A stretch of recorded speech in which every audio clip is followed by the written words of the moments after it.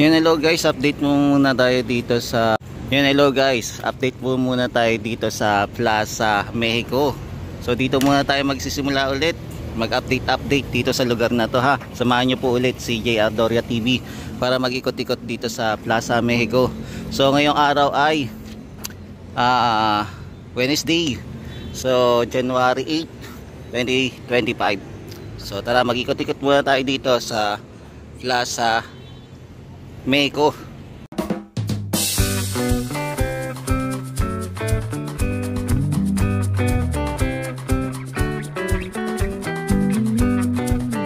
Yan, so nandito muna tayo sa may daanan po, papunta pong Anda Circle. So ito po ang Magallanes Drive po.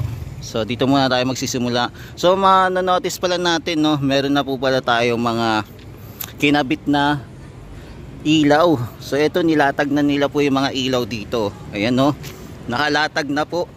Tapos yan, yung mga halaman nakalatag na rin. Tapos ito pong mga plate o bricks dito sa walkway, nilatag na rin po. Ayan, nakalatag na. Ito pa dito pala, nakalatag na rin. Yung nakaraan na pumunta tayo, wala pa, di ba?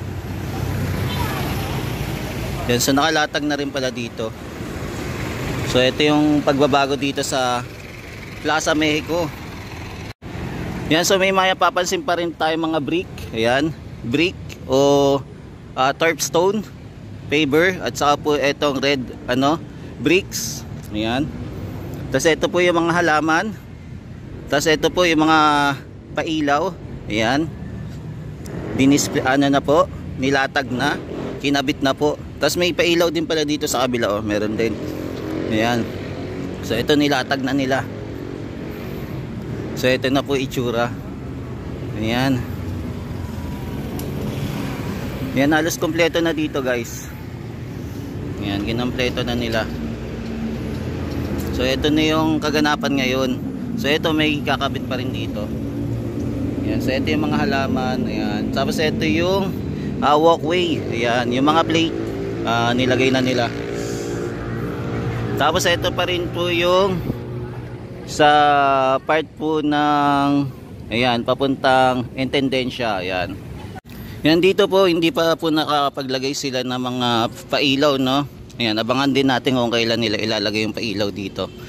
So ito pa rin po yung Intendencia building. So ayan, meron na pong ongoing construction diyan.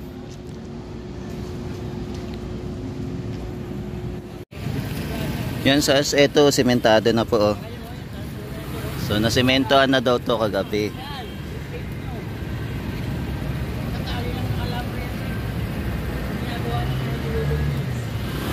Ayan, so nakasemento na. So ang sesemento na lang isa, tapos dalawa. Ayan, konti na lang at matatapos na tong area na to. So abangan natin kung kailan to matatapos. So ito na yung mga latest update dito, no. Ayan, so napansin din natin may pailaw na rin. Ayan, may ilaw na. Ayan, di ba? Ang bilis gawin dito. Yan, so nandito pa rin po tayo sa Plaza Mexico, no. So ayan, so ito napansin natin yung mga ilaw-ilaw, kinabit na, no. Yung mga poste-poste, maliliit lang po na poste ito. Tapos yung mga halaman, okay na rin. Tapos ito pa, ayan. Diba? So ganito na po itsura ng Plaza Mexico. Ang laki na po ng improvement. So ito po. So ayan ha, sa mga guys. So ito, ayan. So kailan natin kaya masasaksiyan na itong pailaw na to? Malaki-laki din expenses nito, di ba? Ayan. So abangan natin. So ito na yung itsura.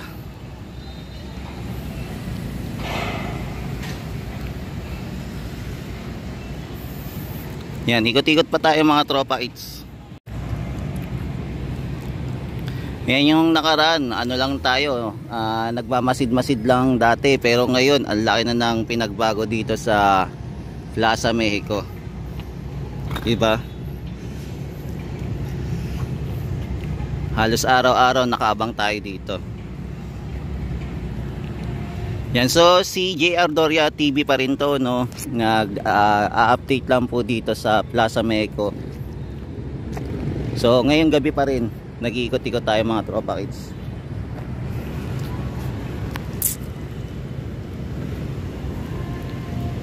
Ayan, medyo may kadiliman lang po kasi gabi na. Ayan, baka try natin bukas kung makakapasyal tayo dito at pumunta tayo dito, no, at silipin natin kung ano yung mga pagbabago pa kung sakali. Yan, dito mukhang sinementohan na rin po, oh. Mukhang inaayos na rin, nadugtungan na dito sa area. Yan, nilagyan na nila ng cover. Tapos ito ayusin pa po. Yan, ayusin pa. So ito yung aayusin pa. Ayan. Tapos itong steel matting waiting pa rin po para ilatag. So abangan natin kung kailan to ilalatag yung steel matting. Yan, so ito po yung ganap ngayon, ngayong gabi. Yan, dito po na flooring na din po, oh. Yan, naka flooring na rin. Tapos ito po yung mga lamppost. Yan. So ito yung mga lamppost. Tapos dito, yan, daan na lang po muna tayo dito. Tapos ito. Yeah. Yan, so naglagay dito sila pala ng hollow blocks. So ito, naglagay sila ng hollow blocks. Yan, may decoration. Siguro lalagyan kaya ito ng halaman, no, o kanal. So ito yung tsura. So balikan pala natin ito sa umaga, no. Mag vlog tayo sa umaga para makita natin. Sana makadaan tayo bukas. Ayan. So ito yung kaganapan ngayon, no. Ayan, madilim lang mga tropa kids. So ito yung pangyayari. Ayan. So madilim lang tayo nag-vlog dito kasi sa gabi lang tayo nakakadaan. Ayan.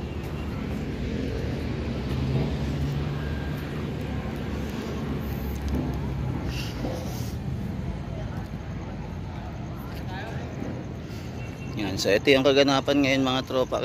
Ayan, makikita nyo po may mga na dito, pader. So hollow blocks po to. Tapos may ilalagay pa rin dito ang pailaw dito sa gilid. Yan, mas maganda makabalik tayo bukas para makita natin yung malinaw naman. Yan, sana makadaan tayo dito sa translasyon bukas. Yan, so ito na po itsura ng Maestranza. Yan, kung mapapansin po natin, meron ng semento. Ayan, sementado na po. Hindi tayo nakarating yung hindi tayo nakaabot pala sa flooring nito. Nabitin po tayo kasi anong oras na po ata dumating? Dumating ata yung pagkaalis ko, mga 11. Ayan, mga 11 wala pa, pero maya maya daw dumating na rin itong pagbubuhos ng semento. Ayan, kung malapit-lapit lang sana tayo, mag-i-stay tayo dito kahit hanggang madaling araw. Kaya lang, syempre, medyo malayo po yung inuuwian natin, kaya hindi na po tayo nakapag-stay. So, ang nag-stay na lang po dito si Papa D. Papa D na lang po ang nag-video dito sa area. So, ito, mukhang pahinga muna yung mga kababayan natin. Ayan, alamin naman natin kung ano naman yung susunod na project nila once na natuyo na tong semento na to.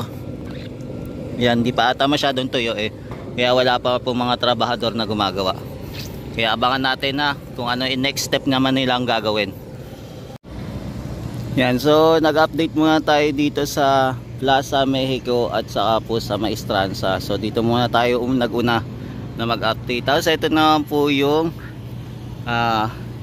Binondo Intramuros Bridge pa rin. Ayan, sa mga hindi pa po nakakapasyal dito, pasyal na po. Yan, sa Binondo Intramuros Bridge. Ayan. So ito po yung ganap ngayon. Yan. So napakatahimik po ngayon. Walang masyadong katao-tao dito. May gumagawa kaya lang sobrang layo na po. Ayan, sana next time pagka payagan tayo maglakad-lakad na dito sa etong Maestranza, lalo na sementado na po. Ayan, makahingi tayo ng permiso, no, para makapag-ikot-ikot dito kahit gabi na po, kung sakaling merong gumagawa. Ma-live update lang po natin yung mga kaganapan dito sa extension ng Pasig River Esplanade papunta po ng Port Santiago po.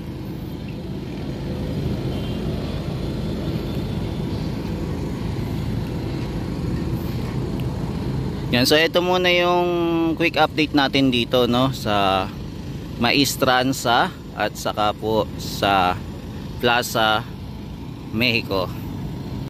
Yan, pasyal naman po tayo dito sa Pasig River Esplanade po. So dito naman po tayo sisilip. Silip-silip muna tayo dito kung ano ganap meron dito. Yan, kung mapapansin po pala natin yung ibang mga rental dito o mga store, food store, ayan, mga shop, sarado po ngayon. Ayan, maging dito din po sarado. Hindi po sila nag-open. Ito din po, bakante na. Ayan, wala na nag-occupied. So, bakante na siya.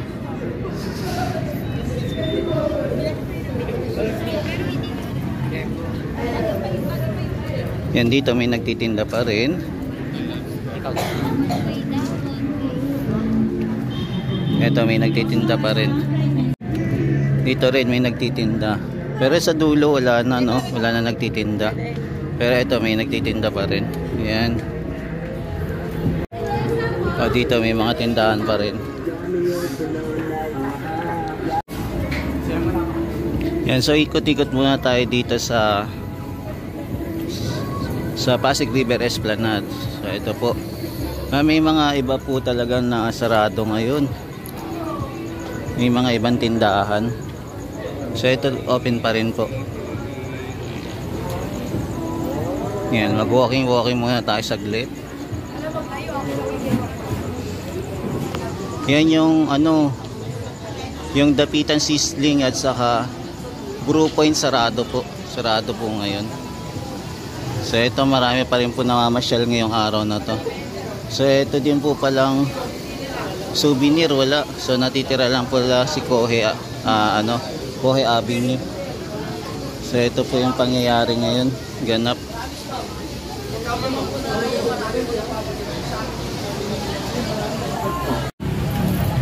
Yan, so ito pa rin po yung labas ng Pasig River Esplanade.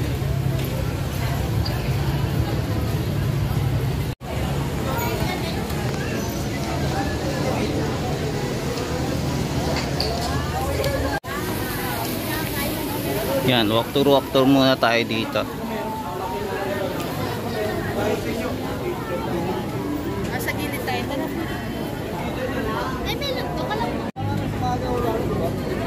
Yan, kung mapansin natin, marami pa rin ako namamasyal dito sa area.